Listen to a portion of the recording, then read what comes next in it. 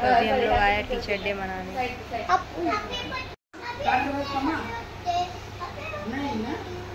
आरुष कहाँ है बोलो? नहीं बोलो क्या करने आया?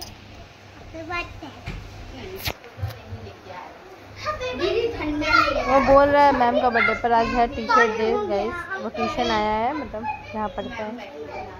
केक कट होगा।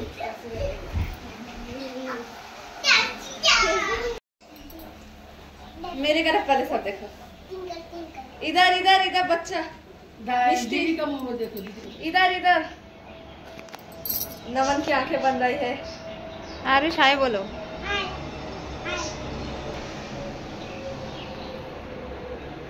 सब बच्चे पढ़ते हैं, इस टीचर डे मनाते हैं। अरे अम्मी माचिस तो न्यू खरीद के लेके आए कि घर में पड़ा हुआ माचिस नहीं देना।